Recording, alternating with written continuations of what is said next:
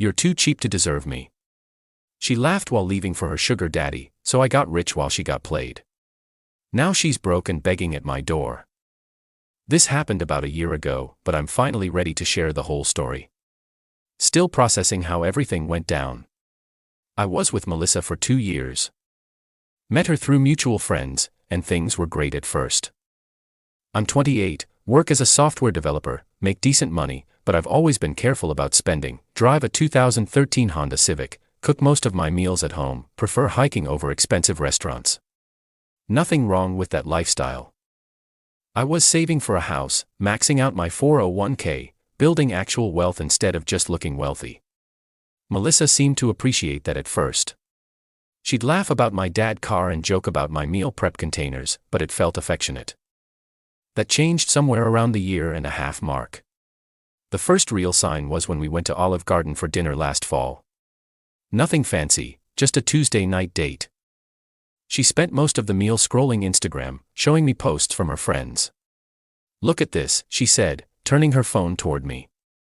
"Sarah and Mike went to that new steakhouse downtown. Look at her outfit, that's definitely a $200 dinner."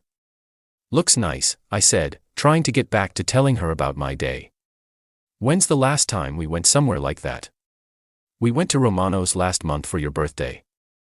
"Romano's isn't the same thing, Jake." She set her phone down with a little too much force. "That's like a chain restaurant." "So is this." "You know what I mean." I didn't actually. The food was good, we were together, what else mattered? But I could see she was frustrated, so I changed the subject. It got worse over the next few months. Every time we hung out with friends, she'd get quiet in the car afterward. One night after Dave's birthday party, she finally exploded. "Your car is embarrassing," she said as we pulled into her apartment complex. "What?" Everyone else pulled up in actual cars. Mike has that Audi, Sarah's boyfriend has the BMW, and we show up in this. I looked around my car's interior. It was clean, reliable, paid off. "What's wrong with it?" "It's 10 years old, Jake. The paint is faded, the seats are worn. It runs perfectly, no payments." "That's not the point." "Then what is the point?" She was quiet for a long moment. "Never mind, you wouldn't understand." The final straw was her friend Katie's bachelorette weekend in Miami. The plan was a 3-day trip, staying at some beachfront hotel at $400 a night. When Melissa asked if I could cover her half, I did the math. "That's $1,200 just for the room," I said, "plus flights, food, drinks." "It's Katie's bachelorette, Jake. This is important." "I know, but that's like $3,000 total. We could take our own vacation for that." "It's not about us. It's about being there for my friend." "I get that, but what?" "You can't afford it." "I can afford it. I just don't want to spend that much on 3 days." She stared at me like I'd grown a second head. "You make $75,000 a year, Jake. This isn't exactly breaking the bank. It's not about going broke. It's about priorities, right? And apparently your priorities don't include making me happy." I should have seen it then. The way she was already talking about my money like it was partly hers. The way she couldn't separate love from spending. But I was still trying to make it work. "I'll think about it," I said. "Don't bother. I'll figure it out myself." She went on the trip. Posted constantly on Instagram. Expensive dinners. Bottle service. Designer swimwear I'd never seen before. When she got back, she was different. Distant. Always on her phone. That's when I started noticing things in her apartment that weren't there before. A designer purse on her kitchen counter. New jewelry. Expensive makeup brands lined up on her bathroom counter. Where'd all this come from? I asked one evening, picking up the purse. "Does it matter?" "I'm just curious. This is like $1,000 bag. At least someone thinks I deserve nice things." My stomach dropped. Somewhat. She didn't even try to look guilty. "His name is Rick. He's mature. Successful. He doesn't count every dollar like it's coming out of his own blood. I set the bag down carefully.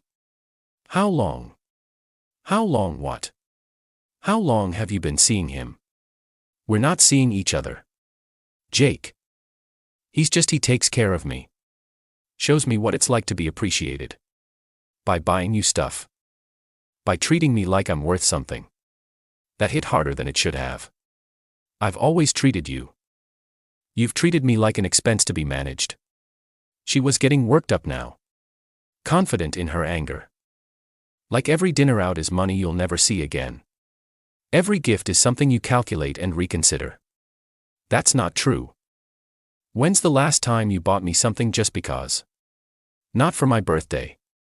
Not for Valentine's Day. Just because you saw it and thought of me. I couldn't answer that immediately. And she saw it. Exactly. She sat down on her couch. Suddenly looking tired. Look. Jake, you're a good guy. You're responsible. You're reliable. You'll probably retire early and buy a nice little house somewhere. But I need more than that. More than what? More than feeling like I have to justify every purchase over $20. More than driving around in a car that's older than my nephew. More than dating someone who gets genuinely excited about 2 for $1 pizza coupons. There's nothing wrong with saving money. There's everything wrong with making it your entire personality. She looked at me like she was seeing me clearly for the first time. You know what, Jake? I'm done pretending this works. Rick takes me places. Buys me things that make me feel special. You make me feel like I should be grateful for scraps. I've always provided for. Basic survival isn't providing, Jake. It's the bare minimum. You want to know the difference between you and Rick? Last week, I mentioned I liked a necklace in a store window.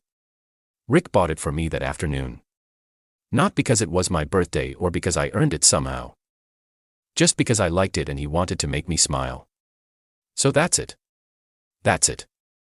She stood up, already moving toward the door like she wanted me to leave. You'll find someone who's okay with this.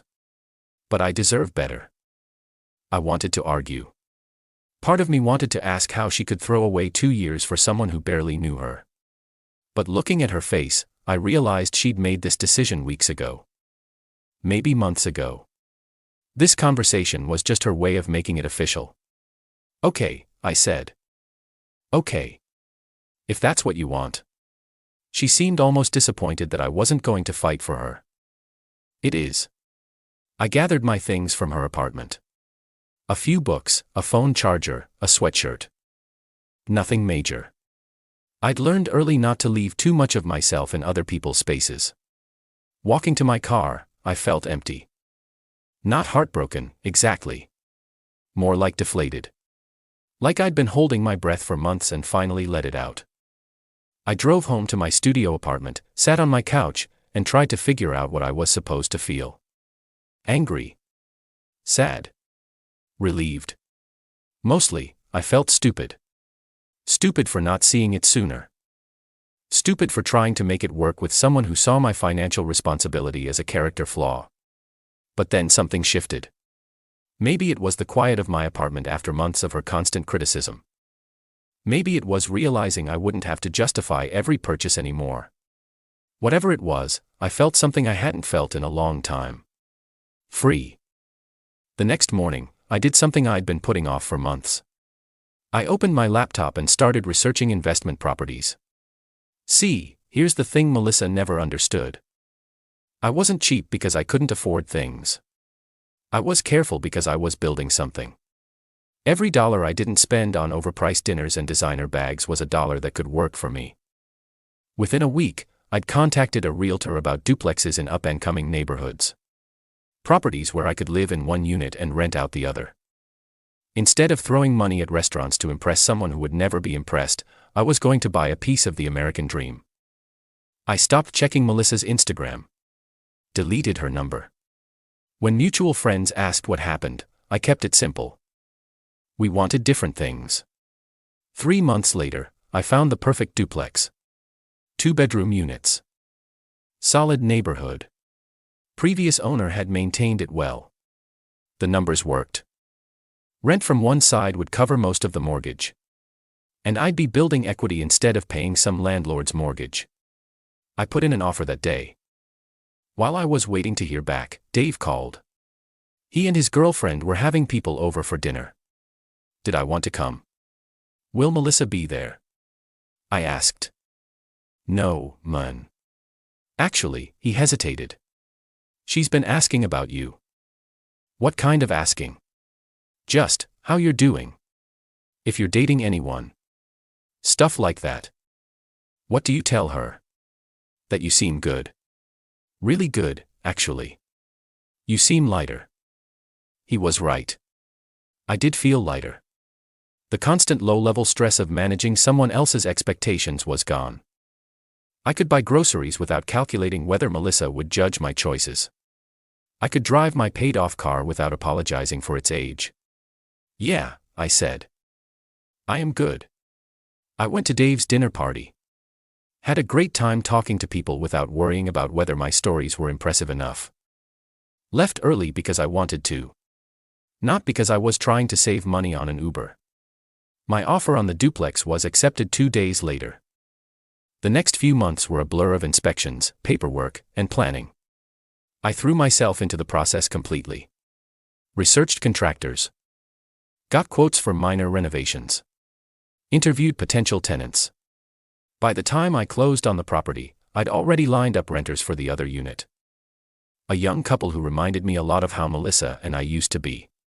Excited about their first place together. Grateful for a good landlord who didn't try to squeeze every penny out of them. I moved in on a Saturday in June. Unpacking boxes in my new home. I felt something I'd never experienced before. Pride in what I'd built. Not inherited. Not financed beyond my means. But actually earned and created.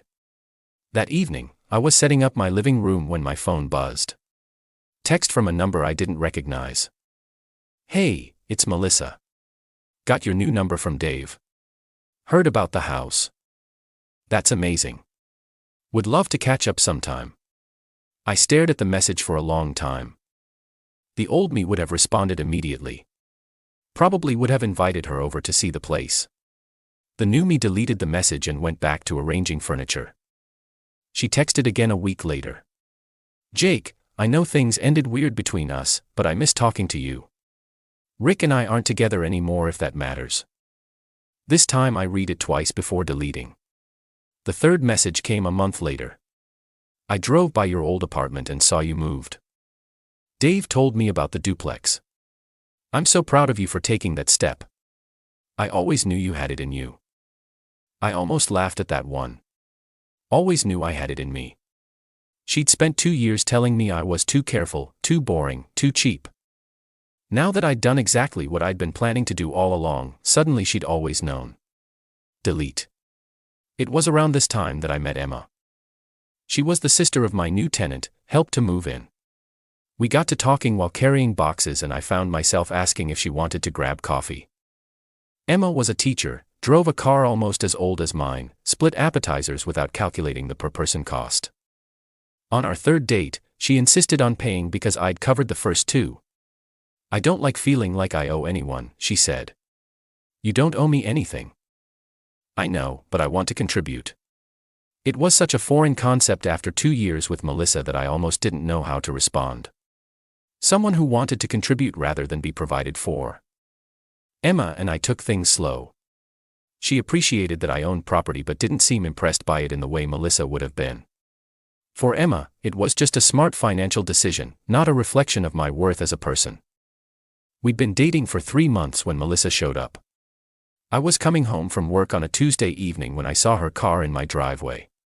She was sitting on my front steps, wearing a dress I'd never seen before. Nice place, she said, standing up as I approached. I heard you bought it. Yeah, she looked around, taking in the well-maintained exterior, the small garden I'd planted, the new mailbox. It's really nice, Jake. Very you. I wasn't sure if that was a compliment. Thanks. Look, I know things ended badly between us, but I've been thinking. About what? About us. About how good we were together. Before everything got complicated, I unlocked my front door but didn't invite her in. We were never complicated, Melissa. You wanted someone else's money. You found it. How'd that work out? Her face fell. Rick wasn't. He lied about a lot of things. I made a mistake. Okay. That's it. Just okay. What do you want me to say? That you'll give us another chance? That you understand why I left? I was young. I was stupid. You weren't stupid. You made a choice based on your priorities. Nothing wrong with that. My priorities have changed. Mine haven't. That's when I heard Emma's car pulling into the driveway. She'd been at a faculty meeting and was coming over for dinner. We'd been talking about her moving in soon. Not because I needed help with the mortgage, but because we were ready for that step. Hey babe, how was work? Emma called out as she walked up the driveway, then noticed Melissa. Oh. Sorry, didn't realize you had company. Emma, this is Melissa. We used to date. Melissa, this is Emma, my girlfriend. Emma smiled warmly and extended her hand. Nice to meet you. Melissa shook it, but I could see her mind working. Taking in Emma's teacher clothes. Her sensible shoes. Her genuine warmth. She lives here. Yeah. We're actually looking at engagement rings next weekend.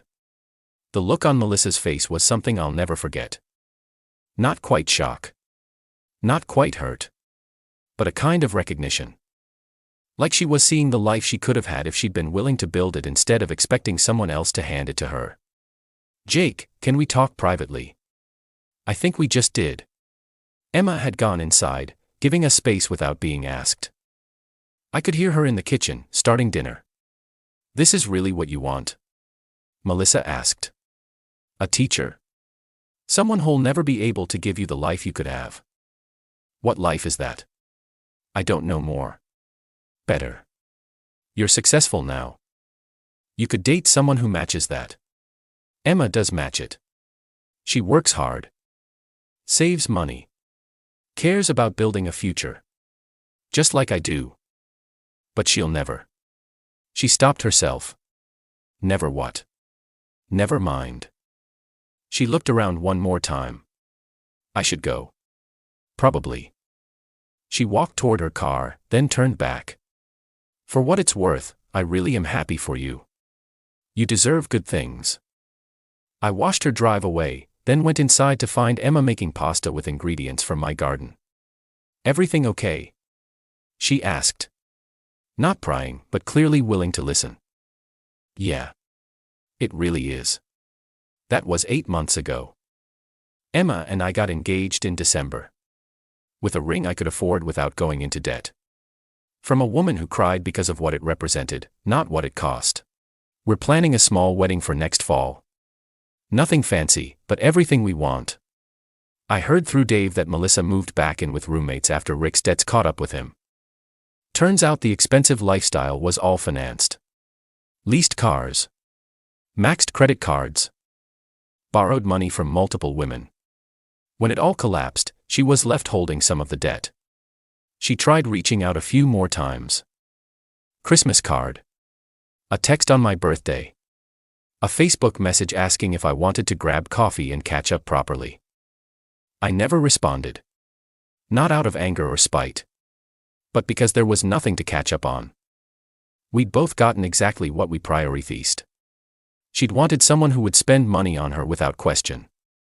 She found him. I'd wanted someone who shared my values about building a life together. I found her too. The difference is, my choice worked out.